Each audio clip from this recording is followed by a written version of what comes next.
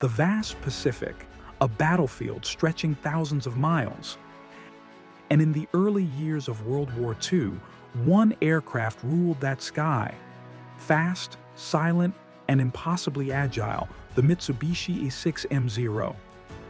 To Allied pilots, it felt almost unreal, a ghost in the clouds, a predator that could appear from nowhere and vanish just as quickly.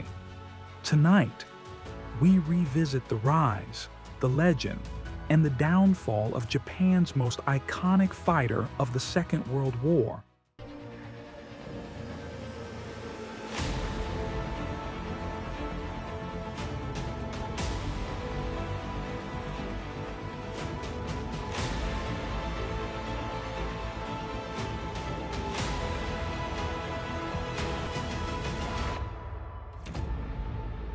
Japan's naval air staff wanted a miracle, a fighter faster than any American aircraft, able to outclimb, outturn, and outrange everything in its path. The requirements seemed absurd: climb like a rocket, turn like a swallow, fly for hours across the Pacific, and remain light enough for carrier operations. Yet Mitsubishi's engineer, Jiro Horikoshi, accepted the challenge. To achieve the impossible, every gram of the aircraft was stripped down, armor removed, self-sealing fuel tanks not included. Weight saving became a religion. The result was astonishing: a fighter weighing less than a modern car, yet capable of outmaneuvering almost anything that dared to face it. In 1940, the A6M Zero entered the war, and the world would never forget its arrival. From 1940 to early 1942, the Zero was untouchable.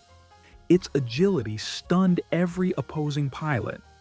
During the invasion of China, American volunteer pilots reported encounters where Zeros climbed like angels and turned inside anything we had.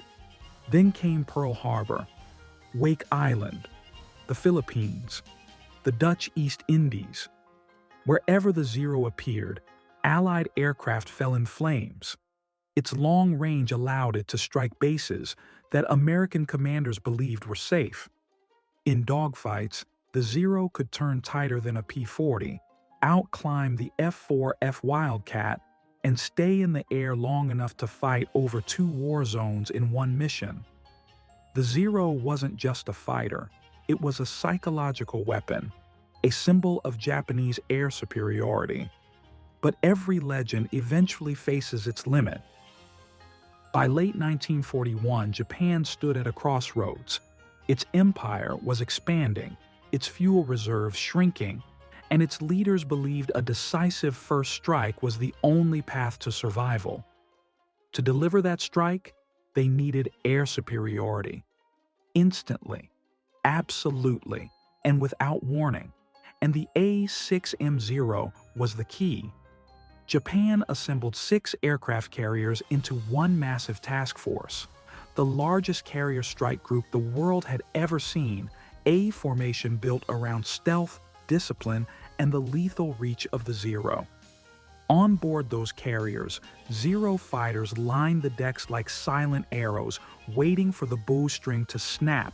Pilots studied the route across the North Pacific, a route chosen for one reason: to stay hidden from American eyes. No radio, no lights, only the sound of engines and the cold winter wind. Every man on those ships knew exactly what their target was: Pearl Harbor, the heart of American naval power in the Pacific. A blow that, if delivered correctly, could cripple the United States before the war even truly began. The Zero was about to show the world what it could do.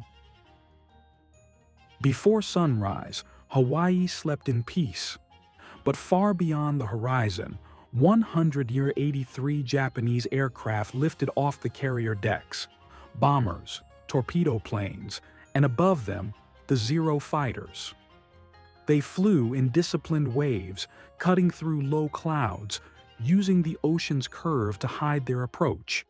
As they neared Oahu, pilots could already see the faint glow of a new day below them. America was unaware.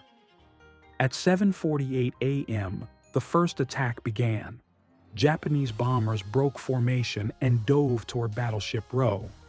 But before them, the Zero fighters surged ahead, their mission clear: destroy the American airfields before any plane could take off. At Wheeler Field and Hickam Field, Zero fighters descended like a blade slicing through quiet air. They strafed runways with machine gun bursts, tore open fuel trucks, and shredded rows of parked P-40 and P-36 American ground crews ran for cover as bullets punched holes through metal and concrete. Some pilots sprinted toward their aircraft only to watch them erupt in flames. A few American fighters managed to take off, but they were outnumbered, outmaneuvered, and overwhelmed. Dogfights erupted above Oahu. For the first time, American pilots faced the Zero in combat, and they quickly realized the truth. It could climb faster, turn tighter, and vanish out of their gun sights in a heartbeat. Down below, the attack on Pearl Harbor reached its peak. Torpedo planes skimmed the harbor surface, their wakes cutting bright lines across the water before exploding into battleships. Bombers dropped armor-piercing shells that plunged through decks before detonating deep inside the ship's hulls. The USS Arizona erupted into a fireball so bright pilots could see it from thousands of feet in the air. Through it all, Zero fighters circled like hawks, protecting the bombers, hunting American aircraft, and striking ground targets with ruthless precision. By 9:45 a.m., the attack was over. 4 American battleships lay sunk. More than 180 aircraft were destroyed, and over 2,400 Americans had been killed. Not a single Japanese carrier was touched. The Zero returned to its fleet, having secured the air dominance Japan needed. For the next months, its legend would grow even larger across the Pacific, from the Philippines to the Dutch East Indies, as the Allies struggled to find a way to stop a fighter that seemed almost unstoppable. Despite its decline, the Zero remains one of the most remarkable fighters ever built. Its design influenced post-war aviation thinking, proving the power of lightweight engineering and extreme range. Allied engineers studied, captured Zeros with fascination, realizing how far Japan had pushed airframe technology.